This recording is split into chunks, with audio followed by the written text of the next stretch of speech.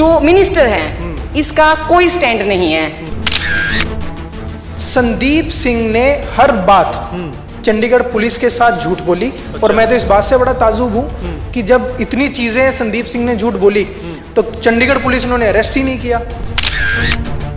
तो देखिए मोदी जी, आपने कैसे लोग पार्टी में बनाए हुए हैं जिन्होंने अपनी पार्टी का इतना शर्मसार कर दिया है अपनी पार्टी को कि आपकी पार्टी मुंह दिखाने के लायक नहीं रही।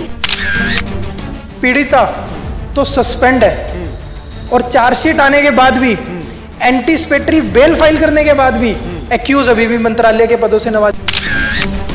सच्चाई के तहत ही मुझे इंसाफ मिलेगा, ये लोग कानून से ऊपर नहीं है। तो मोदी जी को इस मुख्यमंत्री का तुरंत इस्तीफा लेना चाहिए। देखिए, सच और न्याय देरी हो सकती है मिलने में, पर यह कभी मना नहीं हो सकता, इसको कभी आप हरा नहीं सकते। मंत्री ने जितना जो करना था ना मेरे साथ, वो सब सामने है। बहुत जल्दी ये जेल की सलाखों के पीछे भी जाएगा। चार्जशीट में ये भी सामने आ रहा है कि आपकी बात होती थी सोशल मीडिया पे, चैट होती थी, यानी कि दोनों ओर से चैट होती थी, लेकिन वो मंत्री ने उसको पहले मना किया और बाद में एक्सेप्ट किया है। क्या कहेंगे इस पे?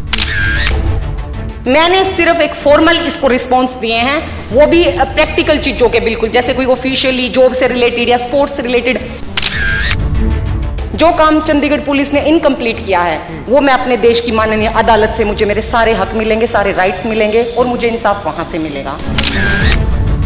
नमस्कार, मैं आपका मित्र सर्वमित्र। मसला है जो चंडीगढ़ पुलिस ने एक जांच रिपोर्ट दी है, फाइनल रिपोर्ट, चार्जशीट दी है मंत्री संदीप सिंह के खिलाफ, उस पर बात करेंगे। हमारे साथ पीड़िता यानी जूनियर महिला कोच के वकील दीपांशु बंसल हैं और हम जूनियर महिला कोच से भी बात करेंगे ये जो चार्जशीट में जो खुलासे हुए हैं उनको लेकर।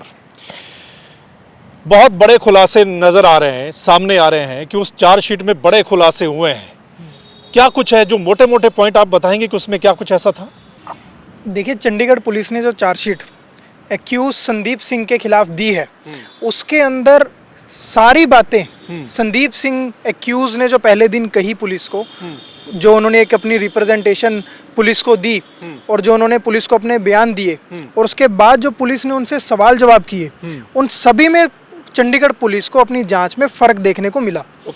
और उससे भी बड़ी चीज, जब चंडीगढ़ पुलिस को लगा कि क्यों ना एक्यूज का लाई डिटेक्टर टेस्ट करा लिया जाए और ये पता किया जाए कि संदीप सिंह असल में सच बोल रहे हैं या झूठ बोल रहे हैं। ठीक है। संदीप सिंह ने उसको भी मना कर दिया। ठीक है। और वो भी 4 से 5 तारीखें निकलवाने के बाद कहीं ना कहीं कोर्ट माननीय न्यायालय का भी समय बर्बाद करने का काम उन्होंने किया। और उससे भी बड़ी चीज, संदीप सिंह ने अपने बयानों में और जांच में चंडीगढ़ पुलिस के समक्ष इस बात को भी माना है कि पीड़िता उनको जो 2 मार्च को मिलने के लिए गई और 1 जुलाई को जो मिलने के लिए गई, उसमें उन्होंने पीड़िता को अपॉइंटमेंट अपने प्रोटोकॉल के हिसाब से नहीं दी। एक मंत्री को अगर हमने किसी को मिलना है आज की डेट में हरियाणा में, तो हम उसको फोन करके भी टाइम नहीं मांग सकते। एक प्रोटोकॉल है, आप पीए को फोन करोगे, स्टाफ को फोन करोगे। संदीप सिंह इस बात को खुद मान रहे हैं कि पीड़िता ने 2 मार्च को इंस्टाग्राम के थ्रू अपॉइंटमेंट लिया और 1 जुलाई को स्नैपचैट के थ्रू अपॉइंटमेंट लिया, और वो भी कोई ऑफिस आवर्स में नहीं उनको बुलाया, ऑफिस आवर्स के बाद उनको बुलाया। संदीप सिंह कहते हैं कि पीड़िता सिर्फ 15 मिनट के लिए मेरे घर पर रही। उबर की डिटेल्स और बाकी जो इन्होंने इन्वेस्टिगेशन के दौरान जो मौका नक्शा होता है उसको भी पूरे डिटेल तरीके से बताते हुए सारी चीजें इन्होंने बिल्कुल, जो इन्होंने बात पहले दिन अपनी शिकायत में कही, 161 के बयानों में कही, माननीय न्यायालय के समक्ष 164 के बयानों में कही, और उसके बाद भी जांच के दौरान जब जब ये चंडीगढ़ पुलिस के साथ जांच में शामिल हुई, इन्होंने जो जो बातें कही ये अपनी बात पर स्थिर साबित हुई चंडीगढ़ पुलिस की जांच में। और संदीप सिंह जिस हिसाब से पहले दिन से झूठ बोलते आए कि मेरा इनके साथ कोई ऐसा बातचीत का नहीं था, और जो कि हमने अब इन्वेस्टिगेशन की सर्टिफाइड कॉपी माननीय न्यायालय से जब ली तो उसके बाद उसमें यह भी देखने को मिला कि संदीप सिंह ने हर बात चंडीगढ़ पुलिस के साथ झूठ बोली। और मैं तो इस बात से बड़ा ताजुब हूं कि जब इतनी चीजें संदीप सिंह ने झूठ बोली तो चंडीगढ़ पुलिस उन्होंने अरेस्ट ही नहीं किया। तो बहुत चीजें ऐसी हैं, अगर आप इन्वेस्टिगेशन रिपोर्ट को पढ़ेंगे तो संदीप सिंह हर जगह झूठे पाए गए। अच्छा। जो सेक्सुअल हरासमेंट के इनके बातें हैं, जो अटेम्प्ट टू रेप तक की इनकी एलिगेशंस जो इन्होंने अपने कंप्लेंट के दौरान और हर बयान और स्टेटमेंट के दौरान लगाए, वो सारे चंडीगढ़ पुलिस के अगर आप इन्वेस्टिगेशन को ध्यान से मंथन करते हुए पढ़ोगे तो वो साफ तौर पर दर्शाए जा रहे हैं। मतलब कई बार झूठ बोला है और पीड़िता मतलब जो पहले शुरू में बयान दिए वो कायम रही। पीड़िता निश्चित रूप से अपने बयानों पे कायम रही। और एक बहुत बड़ी चीज़ जो संदीप सिंह ने पूरी इन्वेस्टिगेशन के अंदर निकल कर आई कि संदीप सिंह चंडीगढ़ से छोड़ के अच्छा ताऊ देवीलाल स्टेडियम के अंदर जिम करने आते, अच्छा, और उसके बाद किसी आम आदमी को नहीं कहते, डायरेक्टर स्पोर्ट्स को, उस समय के जो डायरेक्टर हैं, सीनियर आईपीएस ऑफिसर हैं, उनको ये कहते हैं कि जो विक्टिम है, जो ये पीड़िता है, उस समय में कि इनके विक्टिम के जो अटायर है वो सही नहीं है। अच्छा, और उसके बाद उनको अगस्त के पहले हफ्ते में भी ये कहते हैं कि इन्होंने जो एलिगेशन लगाए आप उनको एक बार उसमें देख लेना। अच्छा, ये चंडीगढ़ पुलिस की जांच में सामने आया। अच्छा। तो कहीं ना कहीं जो पीड़िता पहले दिन से अपनी बात को बड़ी मजबूती से रख रही है, वो सारी बातें, उनकी हर एक बात बिल्कुल मैं समझता हूँ निश्चित रूप से सच साबित हुई है चंडीगढ़ पुलिस की जांच में भी। और एक सेकंड के लिए बीइंग अ एडवोकेट को छोड़ के भी अगर हम बीइंग अ भाई इस बात को देखते हैं तो आपको चीज सामने देखने को मिलेगी किस प्रकार 8 महीने तक इतनी लंबी लड़ाई के दौरान पीड़िता ने हर एक पूरी इस ताकत को मजबूती से लड़ा।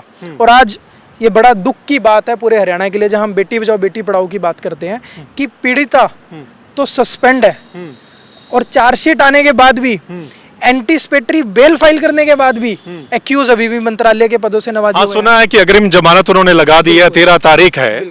अच्छा, जो धाराएं इसमें लगी हैं चार्जशीट में, उसके बारे में थोड़ा बताएंगे कि वो क्या है, जमानती, गैर जमानती, या कितने तक की सजा अगर प्रूव हो जाता है तो? देखिए, जितनी भी इसमें धाराएं हैं सारी सेक्सुअल हरासमेंट के भी धाराएं हैं, जैसे 354, 354 ए, 354 बी, 342, 506, जो कि 31/12/2022 को जो मुकदमा चंडीगढ़ पुलिस ने रजिस्टर किया था उस समय लगाई गई थी। ठीक है। जांच के दौरान पहले ही हफ्ते में माननीय जो हमारी चंडीगढ़ पुलिस है, इन्वेस्टिगेशन के दौरान जब माननीय न्यायालय के समक्ष 164 के बयान हुए, उसके बाद इसके अंदर उन्होंने धारा 509 आउटरेजिंग दी मोडेसिटी ऑफ वुमेन होता है, उसको भी उन्होंने इसमें जोड़ने का काम किया। तो एक भी धारा चंडीगढ़ पुलिस ने इसमें हटाई नहीं है, क्योंकि मैं आपके क्यों मसला टीवी के माध्यम से भी मैं ये बात क्लियर करना चाहता हूँ कि बड़ा भ्रमित किया हुआ है कि कोई धारा हट गई। कोई धारा नहीं हटी, सारी धाराएं हैं, बल्कि 509 लगी थी वो भी कायम है। इसके अंदर मैक्सिमम जो भी हमारी तरफ से चीज़ें बन पाएंगी, हम माननीय न्यायालय को इस बात से अवगत कराने का प्रयास करेंगे कि इसके अंदर 376 एडविद 511 लगती है, बनती है, क्योंकि 376 एडविद 511 सेशन ट्रायल होता है अटेम्प्ट टू रेप का। जो इसके अंदर 354 भी है उसमें भी 7 साल की सजा है। अच्छा, तो अगर इसके अंदर जो आरोप है कहीं ना कहीं निश्चित रूप से देखिए, जब 173 की रिपोर्ट आती है उसमें प्राइमा फेसाई केस होता है एक तरीके से एक्यूज के खिलाफ। ठीक है। तो चंडीगढ़ पुलिस ने प्राइमा फेसाई केस एस्टेब्लिश कर दिया है। अब जो गवाह चंडीगढ़ पुलिस ने 45 गवाह इसके अंदर बनाए हैं, और जो 45 गवाह जब माननीय न्यायालय के समक्ष पेश होंगे और ट्रायल में समझता हूँ कि स्पीडी ट्रायल होगा, क्योंकि ये कहीं ना कहीं क्राइम अगेंस्ट वुमेन का मामला है, तो स्पीडी ट्रायल होगा, निश्चित रूप से पीड़िता को माननीय न्यायालय न्याय देने का काम करेगी। और चंडीगढ़ पुलिस ने इस बात को भी अपनी जांच में माना है कि एक्यूज का अनयूजुअल इंटरेस्ट, पर्टिकुलरली इनकी जो विक्टिम है, कंप्लेनेंट है इस केस की, उनके प्रति था। और जब उनका अनयूजुअल इंटरेस्ट था, और जो कंप्लेनेंट अपने दिन से पहले दिन से इस बात को बार बार दोहरा रही हैं कि मेरे साथ गलत हुआ, मेरे साथ गलत हुआ, इन्होंने हरियाणा के मुख्यमंत्री के यहाँ भी फ़ोन किए, इन्होंने होम मिनिस्टर के यहाँ भी फ़ोन किए। अच्छा, इसको थोड़ा, ये कई लोग इंग्लिश नहीं समझते, अनयूजुअल इंटरेस्ट मतलब क्या कहते हैं हिंदी में? देखिए, अनयूजुअल इंटरेस्ट का मतलब ये होता है कि आमतौर पे कोई अगर वर्क प्लेस पे वुमेन काम कर रही है तो वो ऑफिशियली काम होगा, आएंगी जाएंगी काम करेंगी। आप उनको ऑड आवर्स में बुलाओगे, आप उनको इंस्टाग्राम और स्नैपचैट के थ्रू अपॉइंटमेंट्स दोगे, तो मैं समझता हूँ कि ये अनयूजुअल इंटरेस्ट नहीं है तो क्या है? वो क्या कपड़े पहन रही हैं, वो किसके साथ बात कर रही हैं, वो किसी के साथ बात कर रही हैं, तो वो भी इसमें केस में गवाह हैं कि आप उनसे बात मत करो। किसी व्यक्ति को बोलना, तो ये कहीं ना कहीं चीजें जो पूरे इस केस के अंदर निकलकर जांच के अंदर, देखिए जांच की रिपोर्ट तो अब आई है, ठीक है, पर लेकिन पहले दिन से जो शिकायतकर्ता ने बात कही वही बातें अब 173 की रिपोर्ट में एज इट इज सामने निकल कर आई हैं, क्योंकि इनके चाहे फॉरेन परमिशन डिनाइल की बात थी, इन्होंने कहा कि मैंने हरियाणा पुलिस को भी फोन किए, वो बात भी सामने सच आई, हरियाणा पुलिस को फोन किए, ये बात भी सामने, इन्होंने हरियाणा के माननीय डीजीपी को भी फोन किए, वो भी रिकॉर्ड सामने आ गया। देखिए सच और न्याय देरी हो सकती है मिलने में, पर ये कभी मना नहीं हो सकता, इसको कभी आप हरा नहीं सकते, सत्य हमेशा जीतता है। तो सुना आपने पीड़िता यानी जूनियर महिला कोच के वकील क्या बोल रहे थे। चार्जशीट में जो कुछ सामने आया है, यानी चंडीगढ़ की जो स्पेशल इन्वेस्टिगेशन टीम जांच कर रही थी उसकी फाइनल रिपोर्ट में क्या कुछ सामने आया है, अब हम इनसे बात करते हैं।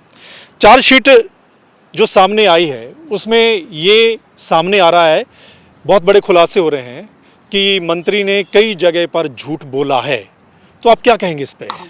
सर इसमें चार्जशीट में जो भी मैंने अपनी फर्स्ट डे से मैंने जो अपनी स्टेटमेंट दी है चंडीगढ़ पुलिस को, चाहे वो मेरे 160, 161, 62, 164 के तहत जो भी मेरे बयान थे, पुलिस ने इस पूरी 8 महीने की इन्वेस्टिगेशन में काफ़ी लंबा टाइम लेते हुए लेकिन प्रॉपरली हर वो फैक्ट जो मैंने अपनी स्टेटमेंट में दिया है उसको उन्होंने अपनी इन्वेस्टिगेशन में पाया है। जितने भी मेरे फ़ोन से रिलेटेड और जितने भी एविडेंस थे उनको प्रॉपरली उन सब चीज़ों से वो मेल खा चुके हैं। और इसमें चार्जशीट में तो देखिए जो मिनिस्टर हैं इसका कोई स्टैंड नहीं है, ये फर्स्ट डे से अभी तक इतनी बार अपने बयान बदल चुका है। हमारी चार्जशीट में सारे फैक्ट देते हुए चंडीगढ़ पुलिस ने साफ तौर पे दे दिया है कि मिनिस्टर ने इन्वेस्टिगेशन में अगेन एंड अगेन बार बार झूठ बोला है, बार बार उन्हें गुमराह करने की कोशिश की है। और जितने भी उसमें एक्ट हैं, जो एक्ट लगे हैं, उनमें से उन एक्ट के तहत देखिए 376, 511 बनती थी फर्स्ट डे से, और जो कि चंडीगढ़ पुलिस अब चार्जशीट में इतने सॉलिड एविडेंस के तहत सारे वो एविडेंस वो दे चुकी है। मुझे समझ में नहीं आता कि इतना सब जब आज गिल्टी पाते हुए मिनिस्टर को हर सच्चाई की तह तक पुलिस जा चुकी है, हर वो फैक्ट उन्हें मिल चुके हैं, तो गॉड नोज कि क्या रीजन था उन्होंने क्यों 376, 511 नहीं लगाई। तो इसमें अब देखिए जो भी है मैटर वो मेरी माननीय अदालत में है और मुझे मेरे देश की अदालत पे पूरा विश्वास है। जो काम चंडीगढ़ पुलिस ने इनकम्प्लीट किया है वो मैं अपने देश की माननीय अदालत से मुझे मेरे सारे हक मिलेंगे, सारे राइट्स मिलेंगे और मुझे इंसाफ वहां से मिलेगा। जी, हम अभी भी सुन रहे हैं कुछ जो बीजेपी के नेता हैं, क्योंकि मंत्री संदीप सिंह वो भी बीजेपी के नेता हैं, तो वो ये कह रहे हैं कि हो सकता है कोई पॉलिटिकल एजेंडा हो, तो हम देखेंगे कि क्या सच है क्या झूठ है, उसके तहत ही कार्रवाई होगी। तो क्या कहेंगे इस पे आप?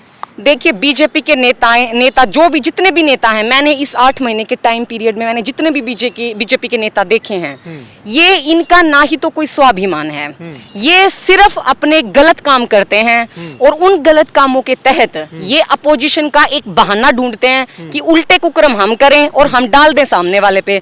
तो देखिए जो ये हमारे माननीय संविधान की भी जो इज्जत नहीं कर रहे हैं और ये इस टाइप के दुष्कर्म करने वाले, जैसे कि यहाँ के मुख्यमंत्री हैं हरियाणा, तो ये किस हद तक संदीप सिंह की अभी तक पूरी की पूरी बीजेपी सरकार उसकी ढाल बन के खड़ी हुई है, जबकि चार्जशीट में क्लियर इतने सीरियस उनके तहत ये इसको गिल्टी करार देते हुए अभी भी वो अपने मंत्री पद पे बैठा हुआ है। तो देखिए मेरी आज हमारे जो प्रधानमंत्री जी हैं माननीय मोदी जी, उन्होंने क्या किया था, उन्होंने ये बेटी बचाओ बेटी पढ़ाओ का जो नारा स्टार्ट किया था ये हरियाणा से शुरू किया था। तो देखिए मोदी जी, आपने कैसे लोग पार्टी में बनाए हुए हैं जिन्होंने अपनी पार्टी का इतना शर्मसार कर दिया है अपनी पार्टी को कि आपकी पार्टी मुंह दिखाने के लायक नहीं रही।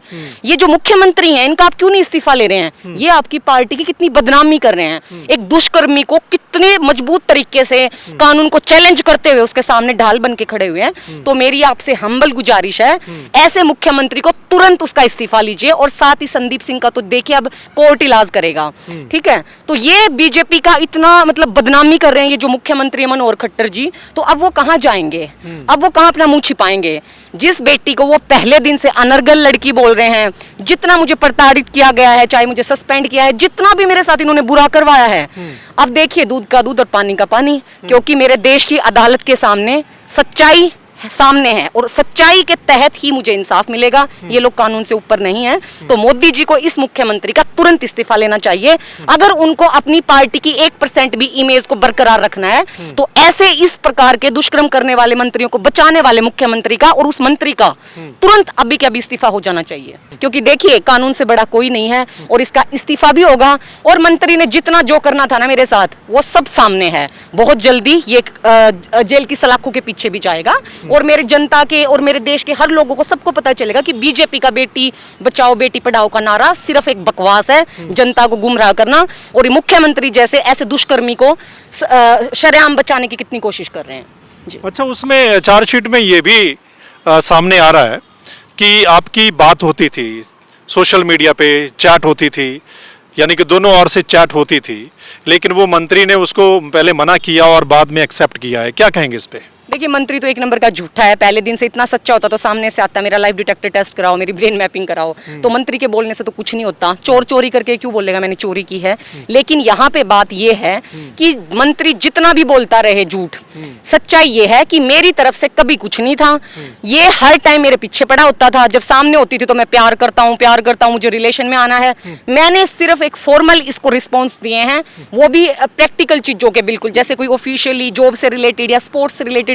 मैं इसके साथ किसी भी प्रकार की रिलेशनशिप में नहीं थी। मैंने हर सच्चाई बताई है और हमारी चंडीगढ़ की पुलिस ने वो सारे फैक्ट प्रॉपर अपना रिकवर करते हुए हमारी अदालत में दिए हैं। तो ये एक साइड से चीजें थी और मंत्री के साथ मेरा कुछ नहीं था। Thank you so much. तो आपने सुना, पहले इनके वकील को सुना कि चार्जशीट में क्या क्या है, क्योंकि बड़े खुलासे उसमें हो रहे हैं। और उसमें चार्जशीट में जो निकलकर सामने आ रहा है वो ये कि पीड़िता जो शुरुआत में इन्होंने बयान दिए उस पर ये कायम रही और मंत्री ने जांच के दौरान कई बार झूठ बोला है। तो आप क्या कहेंगे इस पर? कमेंट करके जरूर बताइएगा अभी आपको क्या लगता है। और अगर ये मसला ठीक डिस्कस किया तो इस पर आप हमारे चैनल को लाइक, सब्सक्राइब, फॉलो कर सकते हैं। और इस मसले की अगली अपडेट के लिए या कोई और बड़े मसले के लिए फिर मिलेंगे। तब तक के लिए नमस्कार, आदाब, सत श्री अकाल, राम राम।